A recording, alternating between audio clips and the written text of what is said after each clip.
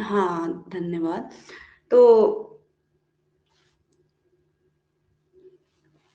कल हमने जो देखा 14वां श्लोक था, 14 नंबर। तो यहाँ पर राजा जो है आश्रम के अंदर प्रविष्ट हो चुके हैं और दुष्यंत जी अपने सूत को बता रहे हैं, अपने सारथी को, कि ये जो क्षेत्र है यह आश्रम का क्षेत्र है। ये संकेत दिख रहे हैं जिससे प्रतीत होता है कि यह आश्रम है। सुख गर्भ कोटर मुख भ्रष्टा तरुणाधः निवारा। सुखों के घोंसलों से, यानी कि जो कोटर होते हैं उनसे, उनके मुख से निकले हुए जो निवार के धान है, वो निवार के जो दाने हैं वह तरुओं के यानी कि वृक्षों के नीचे हैं। और कुछ जो उपल है यानी कि पत्थर है वह इंगुदी के फल को तोड़ने से चिकने हुए हैं, क्योंकि इंगुदी का तेल तपस्वी लोग इस्तेमाल करते हैं, तो वो उनके बीजों को पत्थरों में तोड़ते हैं, तो उससे पत्थर चिकने हुए हैं। इससे प्रतीत हो रहा है कि ये आश्रम है। उसके बाद जो ये आश्रम के मृग हैं वह विश्वासोपगमाद अभिन्न गतयः शब्दम सहन्ते, वह क्या कर रहे हैं, विश्वास से यानी कि बिल्कुल बिना हिले डुले, अपनी चाल बदले बिना विश्वास पूर्वक शब्दम सहन्ते, यानी कि वो शब्दों को सहन कर रहे हैं, वो हमारी आवाज सुन करके नहीं भाग रहे हैं। इसका अभिप्राय यह है कि आश्रमी है। उसके बाद बलकलों के से टपके हुए पानी से मार्ग में जो है क्या हुआ है, धार जैसी बनी हुई है। तो बलकल शिखा निश्चंद रेखांकिता तोया धार पता, जो रास्ते हैं वह तोय की धार से यानी कि जल से की धार से युक्त हुए हैं। उन मार्गों पर जो बलकलों से टपके हुए जल की रेखा बनी हुई है। इससे प्रतीत हो रहा है कि आश्रम ही है, यहीं को तपस्वी लोग जाते होंगे अपने कपड़ों को, अपने वलकल वस्त्रों को लेते हुए। तो इस प्रकार से हमने इस श्लोक को देखा। इसके बाद आगे आपसे निवेदन ये रहेगा, क्योंकि ये जो ग्रंथ हमने उठाया है बहुत महत्वपूर्ण और हर परीक्षा में आने वाला है। इसमें कोई भी चीज आपको समझ में नहीं आती है, किसी शब्द का अर्थ समझ में नहीं आता है, या कोई भी श्लोक समझ में नहीं आता है, तो आप पूछ लीजिएगा, क्योंकि इसमें ऐसा है, ये बार बार तो इतने बड़े बड़े ग्रंथ पढ़े नहीं जाते हैं। तो और ये ऐसा कोई ग्रंथ परीक्षा नहीं है जहां ये ग्रंथ पूछा जाता हो, न पूछा जाता हो, तो हर परीक्षा में आता है। तो ये बहुत इंपॉर्टेंट है। जिस भी शब्द का अर्थ जहां पर व्याकरणात्मक टिप्पणी समझ में नहीं आएगी, इसको पढ़ने के बाद दोबारा आप एक बार खुद से, पुस्तक अवश्य होनी चाहिए, इसको पढ़ें। उसके बाद अपिच और भी कह रहे हैं, एक तो इतने लक्षण बताए, उसके बाद फिर और बता रहे हैं कि ये तपोवन ही है, इसके अन्य भी लक्षण मुझे दिख रहे हैं। कुल्याम्बो भी पवन चपलै साखिनो धौते मूला विन्नो रागः किसलय रुचाम् आज धूमोद्गमेन एते चार्वाक उपवन भूमि चिन्नदर्भाङ्कुरायाम् नष्टा हरिण शिशवो मंद मंदम चरन्ति। तो अब आगे कहते हैं, और भी कुछ लक्षण मुझे दिख रहे हैं। पवन चपलई कुल्याम्बो भी साखिनः धौत मूलाः संति, ये हम अन्वय के लिए जोड़ते हैं, आगे जब अर्थ करेंगे तब समझ में आएगा। आज आज धूमोद गमेन किसलय रुचाम रागः भिन्नः एते नष्टा शंखा हिरण शिशवः छिन्न दर्भांग कुरायाम उपवन भूमिम उपवन भूमि अर्वाक मंदम मंदम, उपवन भूमि अर्वाक मंदम मंदम चरंती, अर्थात कुल्याम्बो क्या कह रहे हैं, पवन चपलई, पवन की चंचलता से, हवा की चंचलता से, जो हवा तेज तेज चल रही है पवन की चंचलता से, कुल्याम्बो भी, कुल्य मतलब होता है नहर, अम्ब मतलब होता है जल, कुल्य यानी कि नहरों के जल से पवन की चंचलता के कारण, पवन की हवा उड़ने के कारण, क्योंकि जब हवा उड़ती है, हवा चलती है बहुत तेज, तो जो जल की धाराएं होती हैं वह भी उड़ने लगती है लहरों के रूप में, तो तेज तरंगे जैसी आने लगती हैं। पवन चपलही कुल्याम वो भी, नहर की जलों से पवन की चंचलता के कारण नहर के जलों के द्वारा साखिनः धौत मूला, साखिनः धौत मूला यानी कि साखी मतलब होता है वृक्ष, धौत मूला मतलब उनकी जड़ें क्या हो गई हैं, धुल गई हैं। उसके बाद आज्य धूमोदगमेन, आज्य मतलब होता है घी, धूमोदगमेन यानी कि घी की हवि, क्योंकि यज्ञ में घी का प्रयोग होता है, तो घी की हवि के धूम उद्गमेन यानी कि घी की हवि के धुएं के निकलने से, किसलय रुचाम, जो किसलय यानी कि नए नए जो वृक्षों में जो किसलय आ रखे हैं, जो नए नए जो कोमल पत्ते आते हैं, उनको किसलय कहा जाता है। तो उन किसलय, क्योंकि जब पत्ते, यदि आपने वृक्ष कोई देखा होगा, जब उसमें क्या कहते हैं ये वसंत ऋतु में जब पत्ते आते हैं तो वो लाल लाल कलर के होते हैं, पहले जो पत्ते निकलते हैं कभी देखिएगा वृक्षों के, तो वो लाल लाल कलर के राग होता है उनमें, तो लालिमा होती है, तो वह जो लालिमा उन वृक्षों के उन किसलयों की है, वह भिन्न राग, वह राग कैसा हो गया, भिन्न हो गया, क्योंकि उस तपोभूमि में घी से निरंतर यज्ञ होता है, उस आज्य के धुएं के उद्गम से उन किसलय वृक्षों के किसलयों का राग क्या हो गया है, भिन्न हो गया है, छिन्न भिन्न हो गया, यानी कि राग समाप्त हो गया है। उसके बाद एते च नष्टा शंका हिरण शिशव, नष्टा शंका यानी कि जो हिरण शिशु जिनकी शंका क्या हो गई है, नष्ट हो गई है, जिनको किसी प्रकार का कोई भय नहीं है, ऐसे हिरण शिशव छिन्न दर्भांकुरायाम यानी कि उपवन भूवि, छिन्न दर्भांकुरायाम यानी कि दर्भ अंकुर, दर्भ मतलब होता है कुसा घास जो होती है, वो छिन्न अंकुरों से युक्त, यानी कि जिस भूमि में जो क्या है, जो कुसा घास के जो अंकुर हैं, उखड़े हुए कुसागा, छिन्न मतलब उखाड़ दिए गए हैं, क्योंकि हिरण वहां पर विचरण करते हैं निरंतर, जो भी कुसा के जो, क्योंकि जो हिरण शिशु, जो छोटे छोटे हिरण के शिशु होते हैं, वह बड़ी मोटी मोटी घास तो नहीं खा सकते हैं, तो जो कोमल कोमल दर्भ के अंकुर निकलते हैं, जो दर्भ यानी कि जो कुसा घास होती है, क्योंकि तपोभूमि में वही अधिकतर होती है, तो कुसा घास के जो अंकुर निकलते हैं, उनको जिन्होंने नष्ट कर दिया है, छिन्न कर दिया है, ऐसे नष्ट शंका हिरण शिशव, जिनकी शंका नष्ट हो गई है, जो बिल्कुल नहीं डरते हैं, ऐसे हिरण शिशव, ऐसे हिरण के बच्चे उपवन भूवि अर्वाक मंदम मंदम चरंती, उपवन भूमि में, अर्वाक मतलब बिना किसी डर भय के, और निकट ही, अर्वाक मतलब होता है निकट ही, नष्टा शंका निकट ही,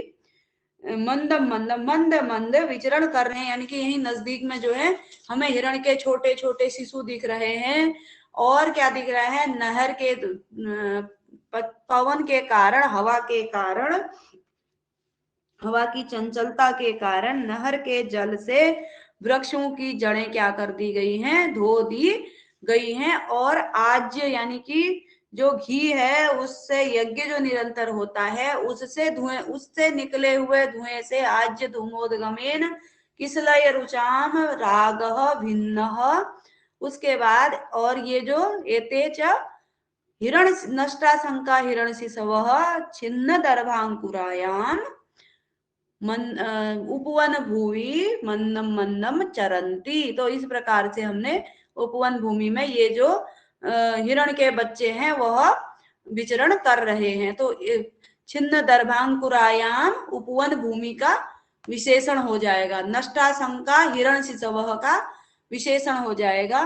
तो इस प्रकार से मंदम मंदम चरंती, अर्वाक मतलब नजदीक में ही मंद मंद विचरण कर रहे हैं, यानी कि उनको किसी प्रकार का डर नहीं है, वह धीरे धीरे चल रहे हैं। तो इस प्रकार से यह देखा मंदाक्रांता इसमें छंद था। उसके बाद अगला देखते हैं, अब क्या कहते हैं। सूतः सर्वम उपपन्नम, सब कुछ जो है उपपन्न यानी कि ठीक है, जो आपने कहा वह सब ठीक है, हाँ मैं भी मानता हूं कि यह तपोवन की भूमि ही है, ऐसा कौन कहते हैं, सूत जी कहते हैं, यानी कि सारथी जो उनके साथी हैं वह कह रहे हैं। राजा दुष्यंत से दुष्यंत ने लक्षण बताए। उसके बाद स्तोकम अंतरम गत्वा, थोड़ा सा दूर जाकर के, स्तोक मतलब होता है कुछ थोड़ा सा, अंतरम गत्वा दूर जाकर के, तपोवन निवासिना उपरोधो मा भूत एतावता एव रथम स्थापय यावद अवतरामी। अब राजा क्या कह रहे हैं, थोड़ा सा दूर जाकर के तपोवन निवासिनाम उपरोधो मा भूत, तपोवन निवासियों को डिस्टर्ब ना हो, तपोवन निवासियों के कार्य में विघ्न न उत्पन्न हो हमारे जाने से। एतावता एव, यहाँ पर ही क्या करो, रथम स्थापय, रथ को स्थापित कर दो, रोक दो, यावद अवतरामी, तब तक मैं उतरता हूं। उसके बाद सूत कहता है धृता प्रग्रहा, यानी कि जो ये लगाम है वो मैंने धृता खींच ली है। अवतरतु आयुष्मान, आप जो है उतरिए, आयुष्मान राजा के लिए संबोधन प्रयुक्त किया गया है, आप तब तक उतरिए। उसके बाद राजा अवतीर्य, राजा उतर गए हैं।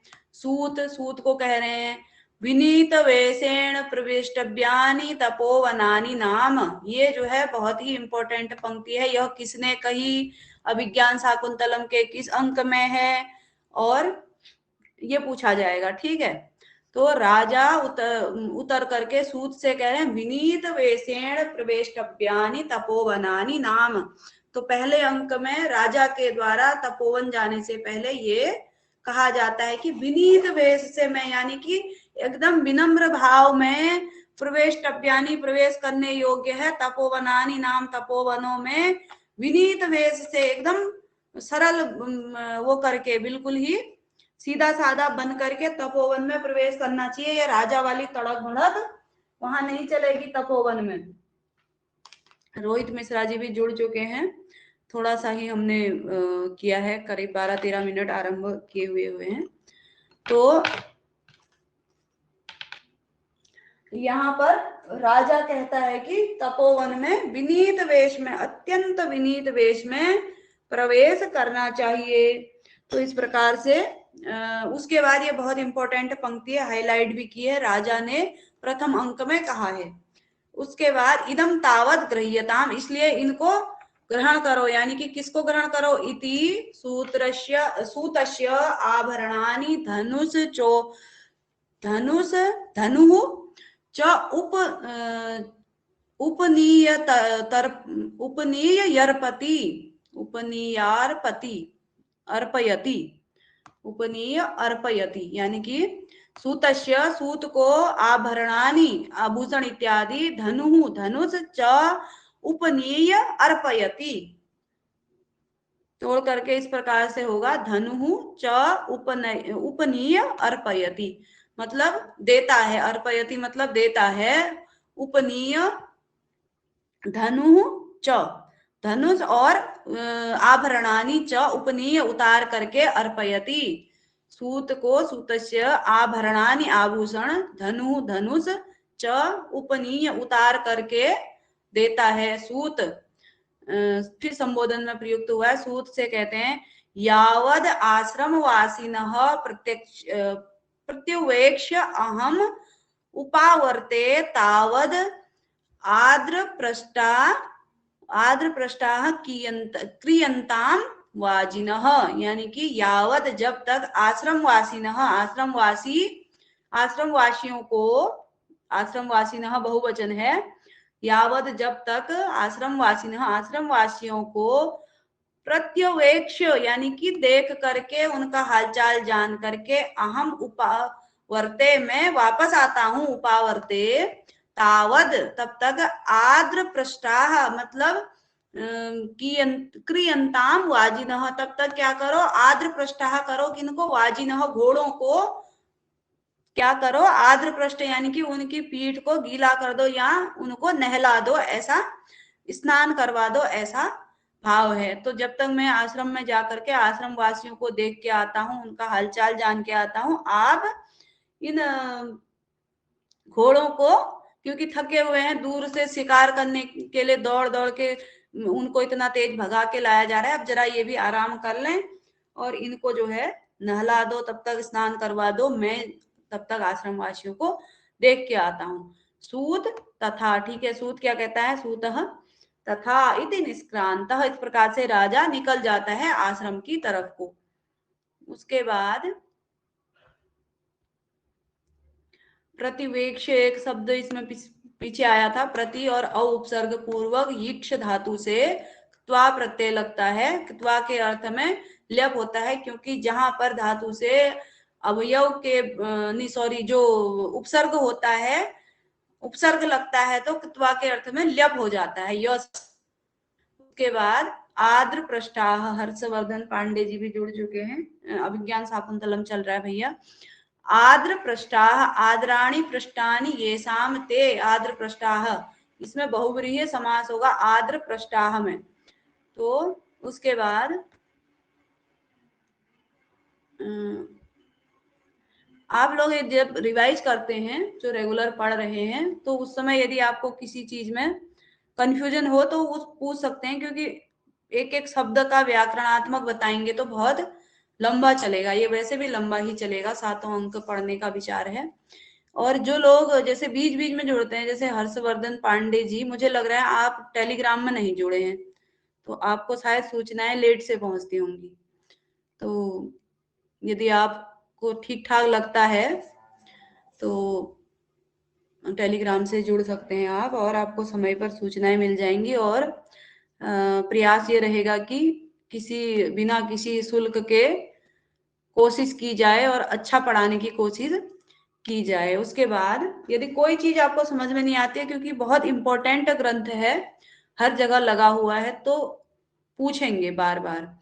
राजा परिक्राम्य अवलोक्य च, घूम करके देख करके, क्योंकि सारा रंगमंच में हो रहा है तो ये सब मंचन हो रहा है, तो घूमेंगे वो जाने के लिए और देख करके।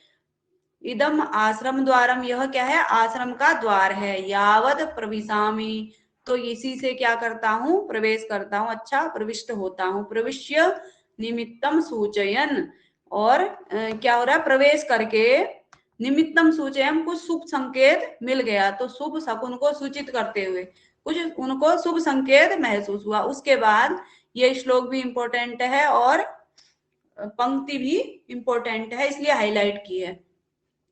शांतम इदम आश्रम पदम स्फुरति च बाहुः कुतः फलम इहास्य अथवा भवितव्यानाम द्वाराणि भवन्ति सर्वत्र।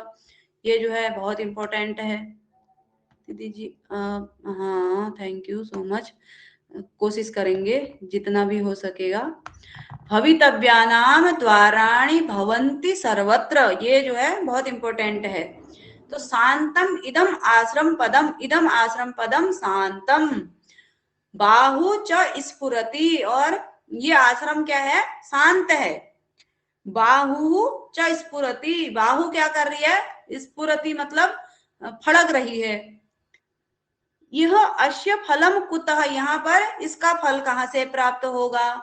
अथवा भवितव्यानाम द्वाराणि सर्वत्र भवन्ति, तो कह रहे हैं कि आश्रम यह बिल्कुल ही शांत है और मेरी जो बाहु है, यानी कि जो पुराने समय के लोग शास्त्रों इत्यादि का बहुत ज्ञान रखते थे और शुभ संकेत अशुभ संकेत उन्हें सब समझ में आते थे, तो कह रहे हैं कि मेरी बाहु क्या कर रही है, फड़क रही है। मेरा जो बाई हाथ या दाएं दाएं तरफ की बाहु, बाहु मतलब भुजा, तो वह फड़क रही है। तो कहते हैं स्त्री का दायां फड़के या पुरुष का बायां फड़के, ऐसे कुछ लोक में भी प्रचलित है, अभी भी लोग कहते हैं। तो बाहु क्या कर रही है, मेरी फड़क रही है। और कुतः यह यहाँ पर, यहाँ से लेंगे यह, यहाँ पर अश्य, इसका, अश्य यहाँ पर है, यह के बाद अश्य फलम कुतः, कहाँ से प्राप्त होगा इसका फल यहाँ आश्रम में, क्योंकि बाई तरफ की भुजा फड़कने का एक फल कहते हैं कि पूजा देवी जी जुड़ चुकी हैं, थोड़ा समय से उठिए आप लोग, फिर छूट जाता है तो बीच में अच्छा नहीं लगता है, तो समझ में भी नहीं आता है, फिर लोग भागते हैं। अब हमारा भी मजबूरी है, परीक्षा है, इसलिए रुक भी नहीं पाते हैं, शुरू कर देते हैं समय से। तो कह रहे हैं कि बाहु जो है मेरी फड़क रही है, इसका फल यहाँ पर कहाँ से प्राप्त होगा, अथवा भवितव्यानाम द्वाराणि सर्वत्र भवन्ति, कि भवितव्यता मतलब भवितव्यता नाम बहुवचन है, होनहारों के, जैसे हम कहते हैं कि जो चीज होनी होती है वह कहीं भी हो जाती है, तो कुछ जैसे ये सूक्तियां हैं बहुत ही जीवनोपयोगी भी होती हैं, कहीं पर हमें भी लगता है अच्छा यहाँ ऐसे कैसे हो सकता है, अरे भवितव्यानाम द्वाराणि सर्वत्र भवन्ति, होनहार जो चीज होती है उसके द्वार सर्वत्र होते हैं, सभी जगह होते हैं। तो ये भाव इसका है, यानी कि तब्बिता नाम, जो होने वाली चीजें हैं, जो होनहार हैं, उनके द्वार तो सर्वत्र होते हैं, यानी कि बाई भुजा फड़कने का फल जो था वह सुंदर स्त्री की प्राप्ति था। अब दुष्यंत जी को पता होगा, तो अब कह रहे आश्रम है, यहाँ कहाँ से स्त्री प्राप्त हो जाएगी, तो कोई विवाह करने थोड़ा ना गया हूं मैं कहीं, फिर भी जो होने वाली चीजें होती है उनका तो द्वार सर्वत्र होता है। तो इस प्रकार से भवितव्यानाम द्वाराणि भवन्ति सर्वत्र, इस पंक्ति को आप लोग, यदि आप लोगों ने नोट्स नहीं बनाए हैं तो बना लेंगे। राजा दुष्यंत ने पहले अंक में कहा, ऐसा करके आप नोट कर लेंगे, ठीक है। यदि नहीं बनाए हैं तो बना लेने चाहिए, जो जो इंपॉर्टेंट पंक्तियां हैं उन पे आपको हाईलाइट मिलेगा। उसके बाद क्या हो रहा है, इत इत इतः सख्यो, सखियो इधर इधर, ऐसी ध्वनि सुनाई दी राजा को, जैसे ही आश्रम में पहुंचे तो ऐसी ध्वनि सुनाई दी, अरे सखियो इधर उधर, सखियों के बोलने चालने की। उसके बाद राजा कर्णम दत्वा, कान दे करके, अये दक्षिणीन वृक्षा वृक्ष वाटिकाम आलापः इव श्रूयते यावद अत्र गच्छामि, यानी कि दक्षिणेन, अरे दक्षिण की साइड से, वृक्ष वाटिकाम आलापः, यानी कि वृक्षों की वाटिका, वृक्षों के बगीचे में, आलापः बोलने चालने की आवाज, वार्तालाप जैसा इव श्रूयते सुनाई दे रहा है, यावद अत्र गच्छामि तब तक उधर को जाता हूं, उसी ओर जाता हूं, परिक्राम्य अवलोक्य घूमकर देखकर, अये एताः तपस्वी कन्यकाः सर्व प्रमाणानुरूपैः सेचन घटैः बालपादपेभ्यः पयोदातुम् इत एव अभिवर्तन्ते, निपुणं निरूप्य अहो मधुरमासाम दर्शनम, मधुरम आसाम दर्शनम। कर्णम दत्वा, कान दे करके, सुन करके, अये दक्षिणेन, दक्षिण साइड से, वृक्ष वाटिकाम आलापः, जो वाटिका है उसमें, आलापः यू श्रूयते, ध्वनि जैसी सुनाई दे रही है, तब तक उधर को जाता हूं। उसके बाद घूमता है, अये अरे एताह तपस्वी कन्यकाः, ये तो क्या है, तपस्वी कन्यकाएं हैं, कन्याएं हैं, स्वप्रमाणानुरूपी, अपने प्रमाणों के अनुसार, यानी कि अपनी क्षमता के अनुसार, सेचन घटई बाल पादपेभ्यः पयोदातुम, इत, इतः होगा विसर्ग, उसके चक्कर में लोप हुआ है इधर स्वर होने के कारण, तो इतः एव अभिवर्तन्ते, अपनी क्षमता के अनुसार, स्वप्रमाणानुरूपी, सेचन घटई, सींचने के लिए जो उनके पास घड़े हैं, सेचन घटई, सेचन घटों के द्वारा, सींचने वाले, पानी डालने वाले घड़ों के द्वारा, बाल पादपेभ्य, छोटे छोटे पादपों को, पयो पयो मतलब पयः जल, दातुम देने के लिए, इतः एव अभिवर्तन्ते इधर को ही आ रही हैं। निपुणम निरूप्य अहो मधुरम आसाम दर्शनम, ओहो इनका दर्शन तो क्या है, बहुत ही मधुर है, इनका दर्शन देख करके जो है मेरी आंखें तृप्त हो गई हैं, ऐसा राजा जी का विचार है, राजा दुष्यंत जी का। उसके बाद दक्षिणेन वृक्ष वाटिकाम, तो यहाँ पर एनपा, एनप प्रत्यय के कारण, क्योंकि ये दक्षिण उत्तर इत्यादि हम जब कारक में देख रहे थे तो इन शब्दों के साथ एनप प्रत्यय होता है। एनपा द्वितीया से क्या कहते हैं, वो कर्म प्रवचनीय संज्ञा हो करके द्वितीया का प्रयोग हुआ है।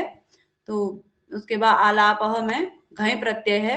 यदि आप लोग रिवाइज करेंगे उस समय, तो यदि समझ में नहीं आएगा कोई चीज तो पूछ लीजिएगा, अधिक व्याकरणात्मक में जाएंगे तो पाठ नहीं हो पाएगा। उसके बाद आगे, शुद्धांत दुर्लभमिदं वपुः आश्रम वासिनो यदि जनस्य दूरीकृताः खलु गुणैः उद्यान लता वन लता भी। अब यहाँ पर क्या कह रहे, ये भी बहुत ही इंपॉर्टेंट पंक्ति है, बहुत बार पूछी जाती है। किसने कहा, राजा कह रहे हैं, और प्रथम अंक में कह रहे हैं उन कन्याओं के विषय में। जब कन्याएं देखी तो कन्याएं इधर आ रही हैं, देख रहे हैं राजा, तो क्या कहना है, यदि शुद्धांत दुर्लभम इदम वपुः आश्रम वासिनः जनस्य खलु उद्यान लता वन लता भी गुणै दूरीकृता। यानी कि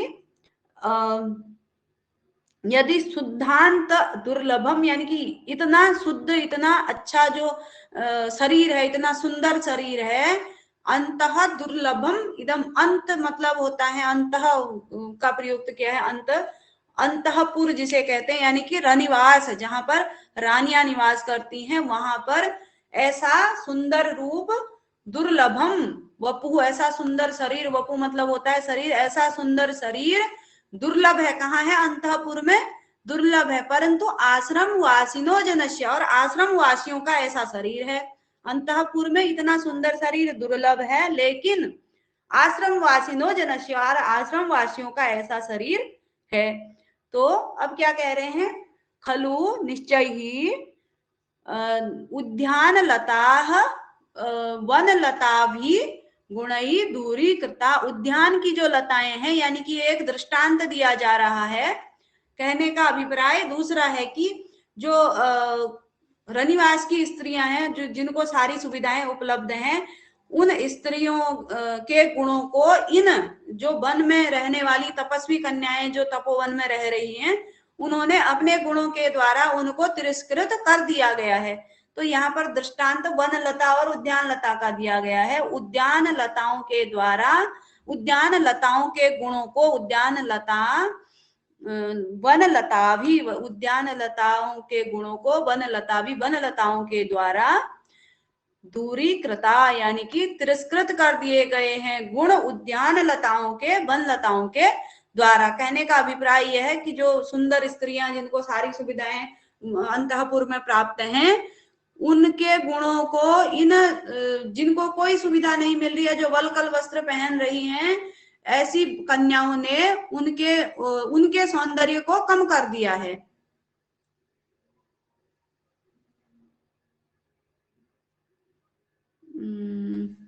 उद्यान लता, बिल्कुल उद्यान लता कहा गया है अंतःपुर की स्त्रियों को, और वन लता कहा गया है उन तपस्वी कन्याओं को। तो आशा करती हूँ समझ में आ गया होगा। ये पंक्ति नोट भी कर सकते हैं आप लोग और याद भी रख सकते हैं। तो इस प्रकार से आर्या छंद होगा इसमें। आगे चलेंगे। क्या कह रहे हैं, यावद इमाम छायाम आश्रित्य प्रतिपालयामी, तब तक, यावद तब तक, इमाम इस वृक्ष की छाया में, यहाँ पर छाया जो हुई है, छायाम आश्रित्य, छाया का आश्रय लेकर के, प्रतिपालयामी प्रतीक्षा करता हूँ, यानी कि वो वृक्षों का छींचन करते हुए इधर उधर आ रही हैं, तो तब तक मैं यहाँ पर प्रतीक्षा करता हूँ। दिखना चाहिए, पीडीएफ अच्छी नहीं भी हो तो आप लोग माफ करेंगे, क्योंकि समय का थोड़ा सा अभाव रहता है, तो जैसे तैसे फोटो खींच के पीडीएफ बना लेती हूँ फोन के माध्यम से, फिर पढ़ाना एक उद्देश्य है। इति विलोकयन स्थितः, ऐसा देखते हुए क्या है, खड़ा हो जाता है स्थितः। उसके बाद बिल्कुल पंक्तियां दिखनी चाहिए, बाकी टेढ़ा मेढ़ा ये सब चलता रहता है, मैं ज्यादा दिखावा करने पे फोकस करती नहीं हूँ। तो ततः प्रविशति तथोक्त व्यापारा सह सखिव्याम शकुंतला। अब ततः प्रविशति, तब प्रवेश करती है उसके बाद तथोक्त व्यापारा, यानी कि जो कहा गया है अभी पूर्व में जो व्यापार बताया गया था, यानी कि जो वृक्षों को सींचते हुए यहाँ आ रही हैं, तो वही वाला व्यापार करते हुए सखिव्याम सह सखिव्याम शकुंतला, सखियों के साथ शकुंतला रंगमंच में प्रवेश करती है। उसके बाद शकुंतला इतः इतौ इतः इतः सख्यौ, इधर इधर सखियो इधर इधर आओ, ऐसे शकुंतला कह रही है। अनुसुया हला शकुंतले त्वत्तोपि तात त्वतः अपि त्वतो अपि तात काश्यपस्य आश्रम वृक्षकाः प्रियतरा इति तर्कयामि। अरे शकुंतला, तो अपि मतलब आपसे भी तुमसे भी तात काश्यप को तात काश्यपस्य आश्रम आश्रम वृक्षकाः प्रियतरा इति तर्कयामि, ऐसा सोच रही हूँ कि तुमसे भी ज्यादा तात काश्यप यानी कि पिता कर्म को, काश्यप को, ये आश्रम के वृक्ष प्रियतर हैं, यानी कि तुमसे भी प्रिय हैं, ऐसा तर्कयामि, ऐसा सोच रही हूँ। क्यों, कारण क्या है इसका? येन नवमालिका कुसुम पेलवा अशी त्वम एतेषाम मालवाल पूर्णे नियुक्ता, यानी कि तुम जिस प्रकार से नवमालिका, यानी कि एक वृक्ष जो नवमालिका, क्योंकि ये सारी कन्याएं आश्रम के ही जो चीजें हैं उनका ही दृष्टांत है, क्योंकि इन्होंने वही देखा होता है, आश्रम तो प्रकृति से जुड़ी हुई रहती है, तब कह रही है कि नवमालिका यानी कि जो वृक्ष होता है, नवमालिका का वृक्ष, और कुसुम से युक्त, कुसुम जिसमें फूल आए हुए हैं, उसके समान हो तुम।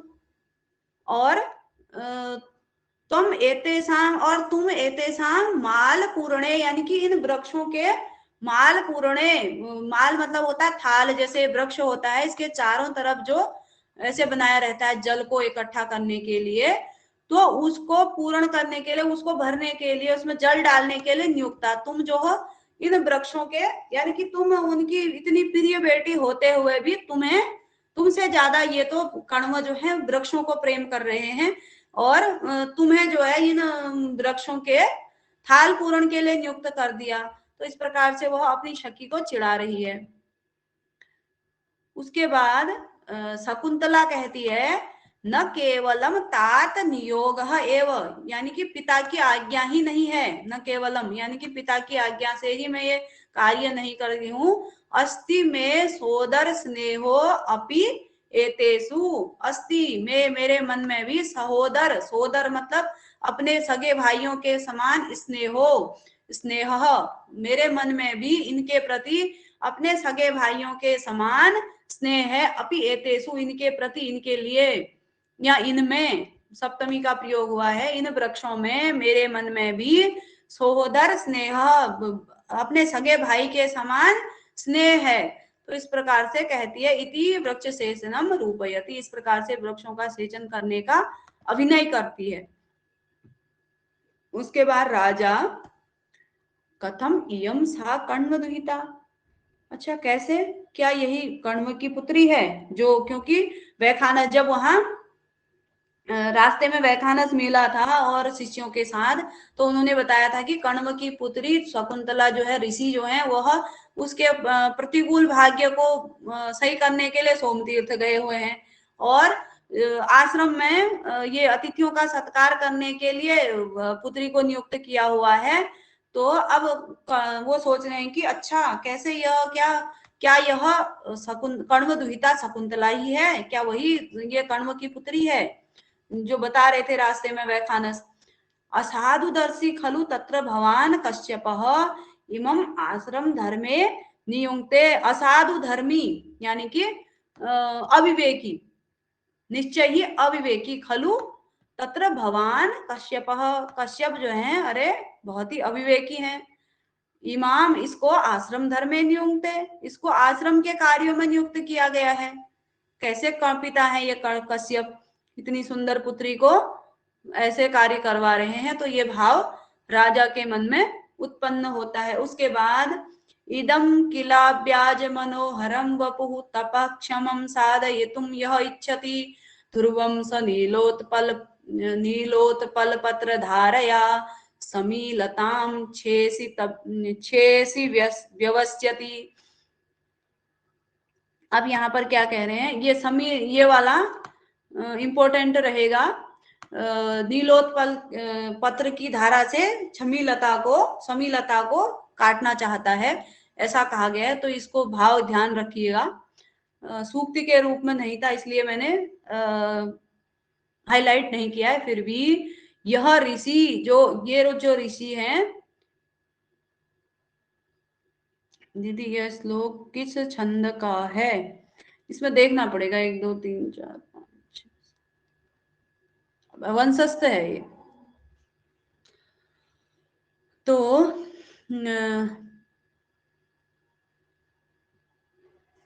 हाँ, उसके बाद इदम किल अव्याज मनोहरम वपु, यह ऋषि अव्याज मनोहरम इदम वपु, अव्याज मनोहर मतलब स्वभाव से ही सुंदर, इदम वपु इस सुंदर स्वभाव से ही सुंदर शरीर को जो ऋषि तपह क्षमम साधयितुम इच्छति, किला का प्रयोग यहाँ पर निश्चय के अर्थ में होगा। तो निश्चय, खलु खलु किल इत्यादि शब्दों का प्रयोग होता है निश्चय के अर्थ में। तो तपह क्षमम तपस्या के द्वारा साधयितुम इच्छति, साधना चाहता है, यानी कि इस सुंदर शरीर को स्वभाव से ही अव्याज मनोहर सुंदर शरीर को तपह क्षमम तप के द्वारा साधना चाहता है, साधयितुम इच्छति।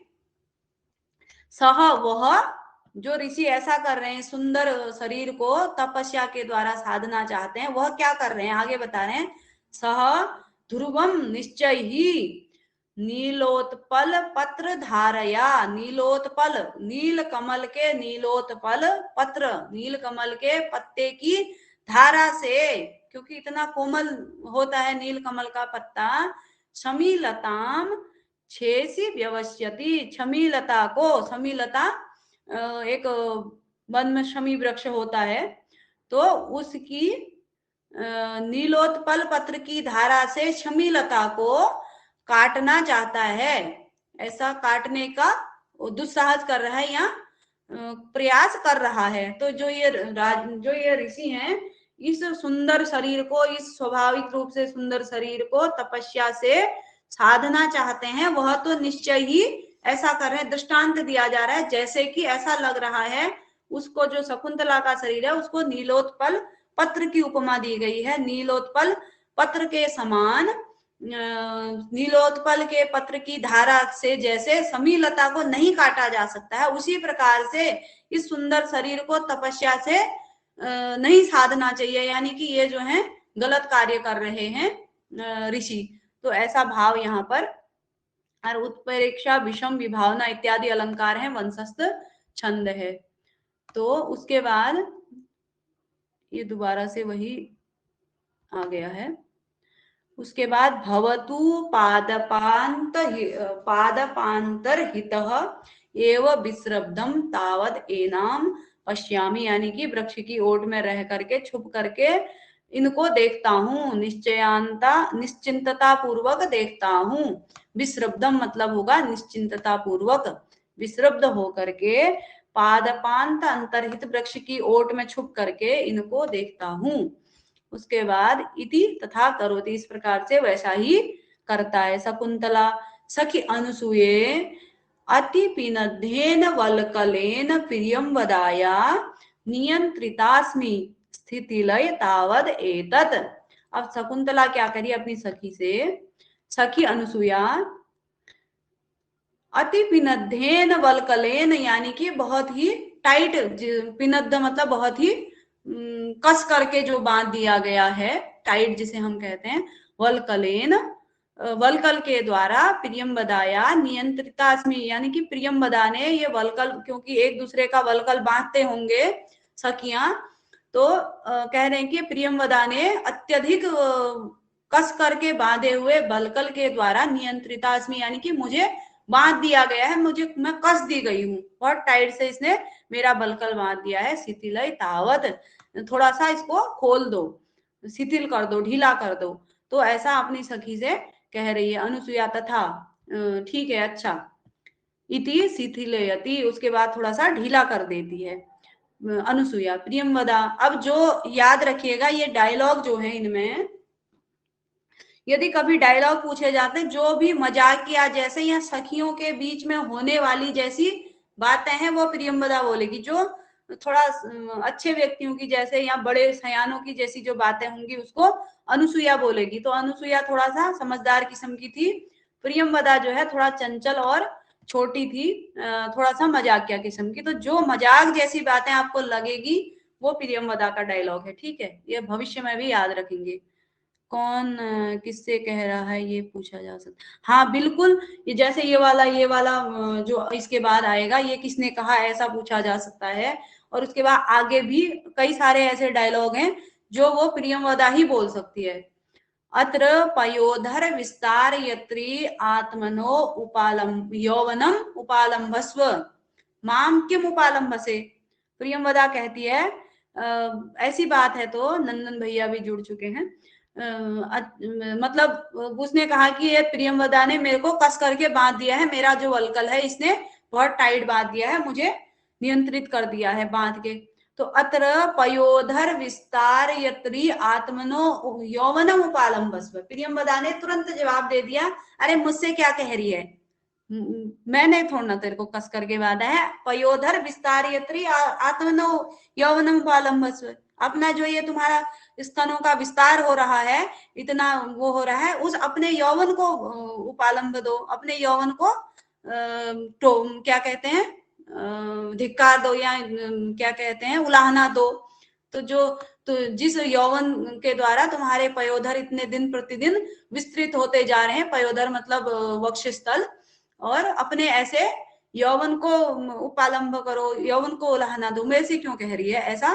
प्रियंवदा कहती है माम किम उपालंब से, मेरे को क्यों उपालंब दे रही हो, अपने यौवन को उपालंब दो, यानी कि तुम्हारा यौवन इतना नहीं बड़ा होता तो फिर इतनी परेशानी तुम्हें नहीं होती, ऐसा भाव है। और अन्यथा मत लीजिएगा, कोई भी भाई लोग भी जुड़े हुए हैं, बहनें भी एक दो जुड़ी हुई हैं, तो क्योंकि थोड़ा सा श्रृंगार रस से युक्त है। तो उसके बाद राजा सम्यक यम आह, सही ही तो कह रहा है, कह रही है, ऐसा राजा भी अपने मन में सोच रहे हैं, क्योंकि शकुंतला के प्रति देखते ही मन में कोमल भावनाएं उत्पन्न हो गई होंगी। तो राजा कह रहे ठीक ही तो कह रही है प्रियंवदा। उसके बाद इदम इदम उपहित सूक्ष्म ग्रंथिना स्कंद देशे स्तन युग परिणाहाच्छादिना वल्कलेन वपु अभिनवम अस्या पुष्यति स्वाम्न शोभाम कुसुम इव पिनद्दम पांडु पत्रोदरेण। अब ये राजा ने कहा ठीक ही तो कह रही है। उसके बाद श्लोक कहते हैं कि स्कंद देशे उपहित सूक्ष्म ग्रंथिना स्तन युग परिणाहाच्छादिना वल्कलेन अस्याह इदम, यहां से लेंगे इदम अभिनवम वपुः पांडुपत्रोदरेण पिनद्धम कुसुमम इव स्वाम शोभाम न पुष्यति। यहाँ पर है न, यहाँ पर न है, उसके बाद पुष्यति। तो इस प्रकार से अन्वय होगा, स्कंद देशे उपहित सूक्ष्म ग्रंथिना स्तन परिणाहाच्छादिना वल्कलेन, यानी कि स्कंद देश में उपहित सूक्ष्म ग्रंथि ना, जो स्कंद मतलब कंधे में, क्योंकि हमारे तरह जो वस्त्र हमारे बिल्कुल कंफर्टेबल होते थे, ऐसे वस्त्र वहां पर तपोवन में कहाँ से आते हैं, तो एक छाल का बनाया, उसमें गांठ लगा करके वैसे ही वस्त्र बनते होंगे। तो क्या कह रहे हैं, स्कंद देश से उपहित सूक्ष्म ग्रंथि ना, स्कंद देश में यानी कि कंधे में उपहित यानी कि बांधे हुए सूक्ष्म ग्रंथि यानी कि छोटी सी जो गांठ लगाई हुई है, स्तन युग परिणाहाच्छादिना, यानी कि उसने उस वल्कलेन स्कंद देश में जिसके कंधे में छोटी सी गांठ लगाई गई है, वैसे वल्कलेन वल्कल के द्वारा स्तन युग परिणाच्छादिना, जो इसके स्तन युग यानी कि वक्ष स्थल को जो ढका हुआ है इस वल्कल के द्वारा, अस्या इसका जो एक छोटी सी गांठ लगाया हुआ वल्कल, ऐसा वल्कल इसने इसके स्तन भाग को ढकने के लिए, इसके वक्ष स्थल को आच्छादित करने के लिए जो पहना गया है, उससे क्या हो रहा है, इदम अभिनवम वपु, इसका जो अस्याह इदम अभिनवम वपु, इसका जो शरीर, अभिनव मतलब नया नवेला शरीर या नए यौवन से युक्त अभिनव शरीर है, वह पांडु पत्रोदरेण, यानी कि वह कैसा लग रहा है, पांडु मतलब होता है पीला, पत्रोदरेण पीले पत्तों के बीच में, कुसुमम इव पिनद्दम, पिनद्दम कुसुमम इव स्वाम शोभाम न पुष्यति, यानी कि ऐसा लग रहा है जैसे पीले पत्तों के बीच में कोई सुंदर सा फूल रखा हुआ हो, वैसा ही इस वल्कल वस्त्र से आच्छादित इसका शरीर लग रहा है, यानी कि अपनी शोभा को, शोभाम न पुष्यति, अपनी शोभा को प्राप्त नहीं कर रहा है, यानी कि अच्छे अच्छे वस्त्र पहने होते तो इतना यौवन युक्त शरीर था, अच्छा लगता। अब ये ऐसा लग रहा है इस तपोवन में वल्कल से आच्छादित शरीर, ऐसा लग रहा है जैसे क्या किया गया है, पीले पत्तों के बीच में फूल को रखा गया हो, ऐसा लग रहा है, इसलिए ये अपनी शोभा को प्राप्त नहीं कर रहा है। तो ऐसा राजा ने कहा। उसके बाद आगे बढ़ेंगे। अब उसके बाद अथवा कामम अनुरूपम अस्या वपुषो वल्कलम न पुनरलंकार श्रियम न, पुस्तक में थोड़ा सा देख लेती हूँ, छुप गया है।